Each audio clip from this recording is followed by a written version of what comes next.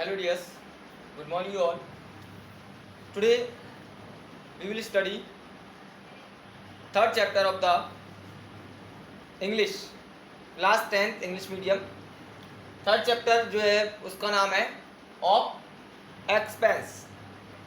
जो class 10th English medium का third chapter है उस थर्ड चैप्टर का नाम है of expense. Of expense means होता क्या है?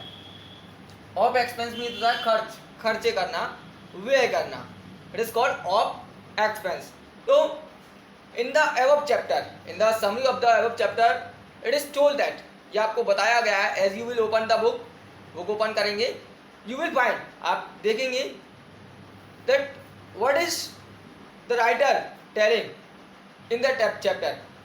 जो राइटर है उस चैप्टर में क्या कहना चाह रहा है. नाउ आई विल एक्सप्लेन, मैं आपको एक्सप्लेन करता हूँ कि जो राइटर हैं वो कहना चाहते हैं इस चैप्टर में कि हमें किस प्रकार से खर्चे करना चाहिए.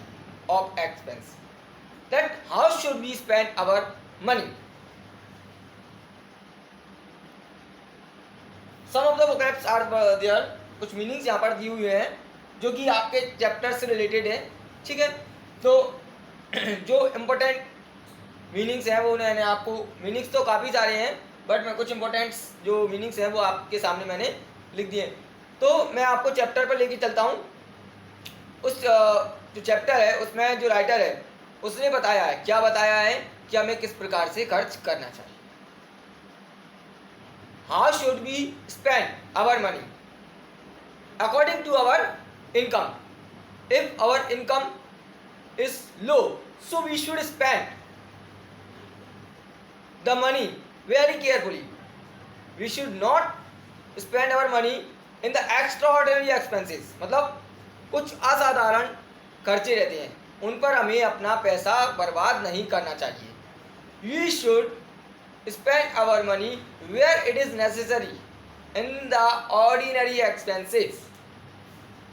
ऑर्डिनरी एक्सपेंसेस पे हमें अपना ये पैसा खर्च करना चाहिए.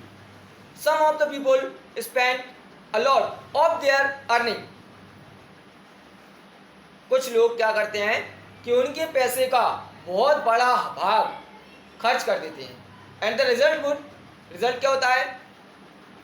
रिजल्ट ये होता है कि उन्हें कभी ना कभी कहीं ना कहीं परेशानियों का सामना करना पड़ सकता है. If you earn a lot and spend half of your money according to your expenses, necessary expenses, अगर आपका जो सैलरी पैकेज है उससे आधा आप खर्च करते हैं और वो भी नेसेसरी खर्चे प्लानिंग के अनुसार, so you can save yourself for future and you will be able to spend it in the critical condition.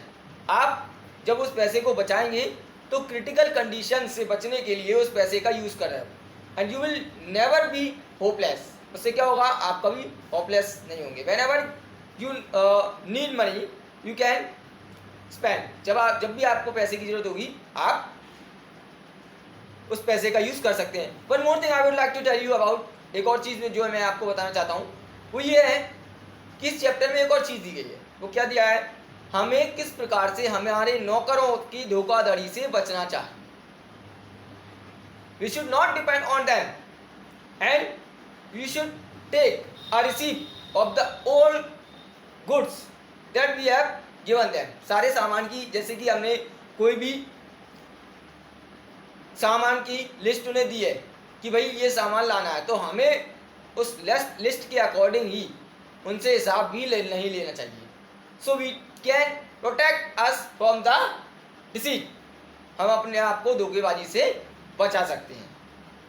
One more thing, एक और चीज़ इसमें जो बताई गई है, ordinary and extraordinary expenses. What is the difference between ordinary and extraordinary expenses? तो ordinary expenses are those expenses that are necessary in our life. Ordinary expenses वो expenses होते हैं जो लाइफ में necessary and we have to spend on them. हमें उन पर खर्च करना आवश्यक है. जैसे कि for example in your daily use we spend for milk, for study, for food and etcetera. And the extraordinary expenses, ordinary expenses are those expenses that are non necessary. We spend it for our happiness and for our reputation. सब कुछ व्यक्ति क्या करते हैं, reputation के लिए, show off करने के लिए खर्चा करते हैं, जैसे कि पार्टीज सेलिब्रेट करना, ठीक है, फालतू का दिखावा करना, ये सारी चीज़ें, these are called extraordinary expenses. So we should spend carefully and according to our plan. In the above chapter, these all are thinking you are told. ये सारी बातें आपको बताई गई इस चैप्टर में कि हमें किस प्रकार से खर्चे करना चाहिए, किस प्रकार से हमें भविष्य की अनिश्चितताओं से बचना चाहिए, एंड किस प्रकार से हम अपने आप को प्रोटेक्ट कर सकते हैं भविष्य के लिए. सो only these things are told in this chapter, and I hope you will understand this chapter very well. In the few times I will not say anything because these all are things will repeat again and again. So if you have any question, any doubt related this question, related this chapter, so you can ask me by comment. Thank you. Have a nice time. Have a nice day. Stay home. Be safe.